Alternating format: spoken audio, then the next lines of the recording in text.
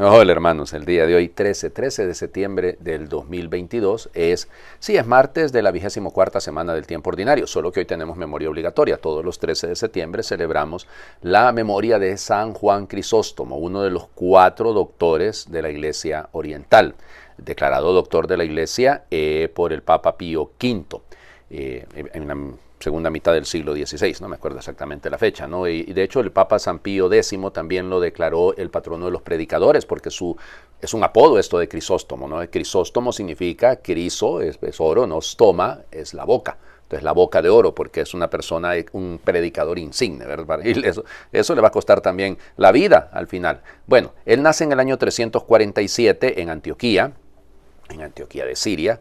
Su papá era un oficial del ejército ahí en Siria, se llamaba Secundo. Él tenía una hermana, y pues el papá muere cuando él estaba pues unos cuantos años de vida, ¿no? Y su mamá, Antusa, va a ser la que se va a dedicar a la educación de ambos. A él lo educaron, fíjense, con uno de los últimos grandes filósofos del mundo pagano, en el mundo oriental, que es Libanio. Libanio va a ser su maestro, su preceptor, y se maravillaba de él por la inteligencia, por la oratoria, la retórica que él manejaba también, pero él lo que quería era estudiar teología, y de hecho quería ser monje, pero su mamá de alguna manera lo fue reteniendo porque no quería que él se fuera al desierto, y bueno, hasta que ella murió finalmente hizo eso. Él estudió a manos del teólogo Diodoro de Tarso. Diodoro era uno de los grandes teólogos de la época también, ¿no? Muy cercano su teología a la teología de los padres capadocios. Solo que, hay que decirlo también, Diodoro tenía una vinculación con Orígenes, y eso también más adelante le va a constar un poquito dificultades a San Juan Crisóstomo. En fin, cuando ya muere Antusa, la mamá, entonces se va al desierto, pero fíjense que no aguantó porque él era chiquitito, cuentan que era menudito, digamos, era una persona que cuando uno lo escuchaba predicar se sorprendía más bien porque era pequeño, no era imponente, nada que ver. Tenía una voz, sí, sólida, pero nada de que fuese una persona, o sea, que por su prestancia se impusiera, nada que ver, solo que su predicación era preciosa realmente. Pues bueno, regresa a Antioquía, producto de que no pudo resistir la vida eremita, va a ser ordenado sacerdote en el año 386 por el obispo que se llamaba Flaviano. Flaviano es un poco interesante porque Flaviano es responsable de alguna herejía, cuidado, ahí vamos, con él había algunas dudas en su manera de presentar la doctrina católica, pero bueno, y entonces lo eligen a él como arzobispo, como patriarca, diríamos, de Antioquía, y la gente lo requete quería. Miren, sus discursos eran encendidos. Él le había ayudado mucho a una situación muy difícil que se llamó la lucha de las estatuas. Fue una situación bastante compleja por el aumento de los impuestos y toda la cosa, y el pueblo se rebeló, y entonces destruyeron las imágenes, las estatuas que habían del emperador y demás, y entonces, olvídense, las autoridades reprimieron muy duramente a la población, y San Juan Crisóstomo fue el que intervino. Todavía estaba vivo Flaviano, pero entonces Flaviano va a Constantinopla, va a Bizancio, todavía no se llama Bizancio, siempre se le decía Constantinopla, regresa con el perdón del emperador, pero encuentra las cosas en calma gracias a la intervención de Crisóstomo. Y resulta que, ya les digo, era un personaje extraordinario, ¿no? Muy cercano a los pobres. Y bueno, cuando muere el patriarca, pero todavía no se le llamaba así, el arzobispo, digamos, de Constantinopla, que se llamaba Nectario se llamaba, entonces pues lo mandan a traer, y cuando digo lo mandan a traer es porque lo mandaron a traer hasta con como les diría yo, con no un ejército, sí, pero con un comando del ejército, digamos, ¿no? Con una escolta militar, porque la gente se rebeló, no querían que se lo llevaran, y él tampoco quería ir, hay que ser honestos, él no quería ser arzobispo en Constantinopla, sí, es la sede imperial en ese momento, ¿no? Fíjense, llega y claro, empieza a predicar, la gente empieza a requete quererlo, sobre todo porque ya les digo, solo que si queremos encontrarle un error a San Juan Crisóstomo, fuera de la pelea con Teófilo de Alejandría, el patriarca de Alejandría, que él quería controlar toda esa zona del oriente, y entonces no le gustó que pusieran a San Juan Crisóstomo ahí en Constantinopla, lo criticaba mucho, decía que era seguidor de las doctrinas de Orígenes, ya les digo, y es que en alguna medida él se dejaba influenciar, y siendo de Antioquía, influenciarse por un alejandrino complicado, ¿no? Son escuelas muy diferentes, la escuela de alejandrina es más seguidora, digamos, de las analogías, y la de Antioquía es más literal, pero él no, él tenía ese equilibrio. Y bueno, y entonces en sus luchas con ellos, pero se granjeó una enemiga que con esa sí ya no pudo, con Eudocia. ¿Ya? Él y Eudocia era la esposa de Arcadio. Honorio y Arcadio son los hijos de Teodosio, el último que quedó como emperador de todo el imperio, valga la redundancia, porque al morir él, Honorio y Arcadio, Honorio se va al occidente y Arcadio se queda en el oriente. Y entonces la esposa Eudocia, claro, cuando él predicaba en contra de los lujos y de las mujeres vestidas de manera lujosa y con tantos gastos y todo, pues ella se sentía identificada, ¿no? Y de repente era contra ella. Entonces le faltó tacto, le faltó diplomacia, si lo quieren. Lo que él decía era muy duro y claro, se granjeó esa enemiga que lo exiliaron, el pueblo se rebeló, regresó, pero no duró tanto. No dura tanto porque es que él se puso a señalar un gasto que había hecho la Eudocia construyéndose una estatua para ella, ¿verdad? Y entonces vemos, hoy sí lo mandaron lejos, lo más lejos que se podía, ya al Cáucaso, pero no llegó. No llegó porque resulta ser que un 14 de septiembre del año 1400, del año 407, va a morir, ahí yendo de camino hacia su destierro final, ¿no? Porque fíjense que cuando lo habían desterrado la primera vez, él seguía escribiendo cartas, y entonces la gente en Constantinopla se rebelaba por todo esto. Bueno, ya les digo, uno de los grandes padres, sus homilías se conservan, yo por ahí tengo algún cuadernito con una de esas publicaciones de estudios patrísticos que están ahí las homilías. Dios mío, ya ven, es que a mí me encanta, perdonen, una parte que se llama Juan, es tocayo mío, ya, pero es que realmente es una persona extraordinaria, realmente su predicación y directo, él no se andaba por las ramas, él decía las cosas que tenía que decir y las decía, y punto. Ya les digo, le faltó un poquito de tacto de repente al hombre. Vamos. La primera lectura siempre tomada de la primera carta a los Corintios, capítulo 12, es una lectura litúrgica. Capítulo 12, el cuerpo, el símil del cuerpo, ¿se acuerdan?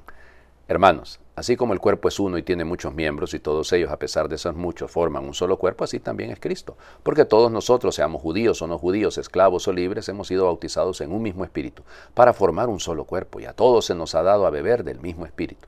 El cuerpo no se compone de un solo miembro, sino de muchos. Pues bien, ustedes son el cuerpo de Cristo y cada uno es miembro de él. En la iglesia Dios ha puesto en primer lugar a los apóstoles, en segundo lugar a los profetas, en tercer lugar a los maestros, luego a los que hacen milagros, a los que tienen el don de curar, a los enfermos, a los que ayudan, a los que administran, a los que tienen el don de lenguas y el de interpretarlas. ¿Acaso son todos apóstoles? ¿Son todos profetas? ¿Son todos maestros? ¿Hacen todos milagros? ¿Tienen todos el don de curar?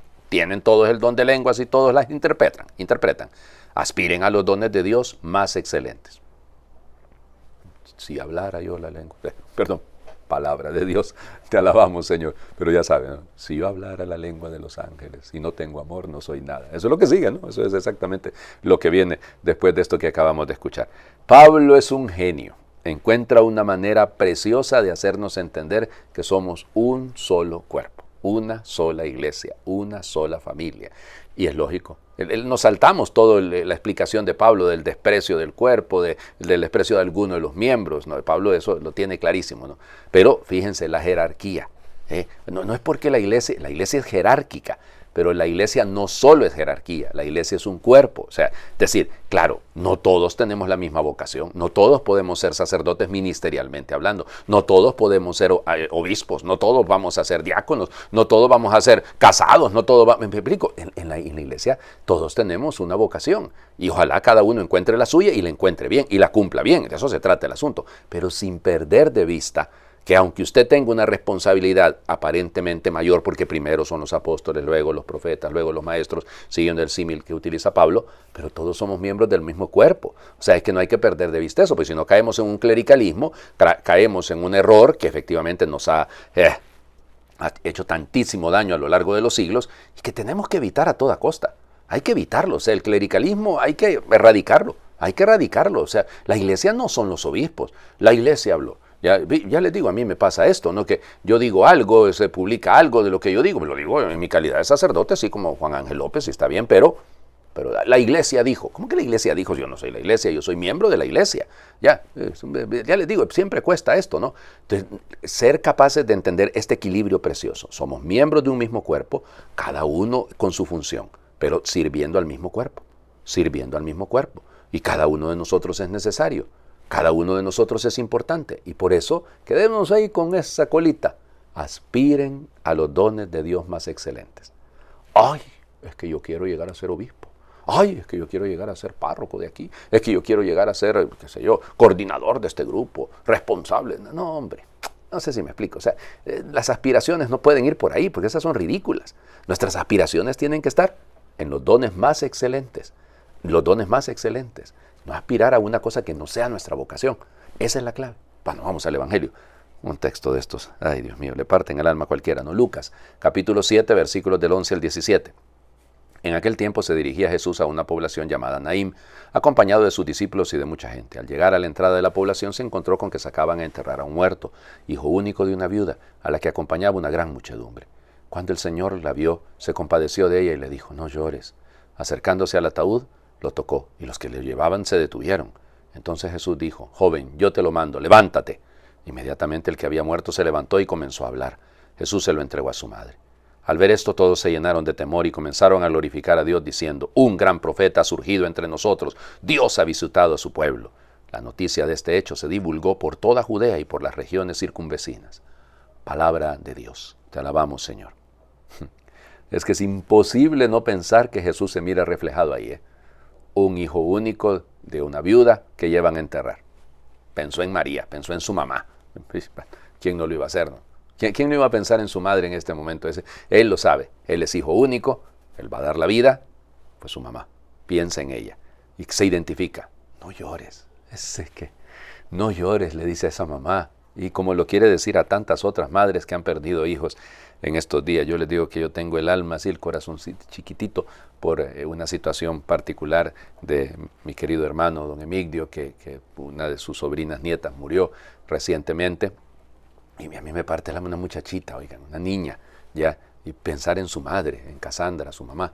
Qué difícil, qué difícil esto. Bueno, es decir, sentirnos identificados también nosotros con el dolor ajeno.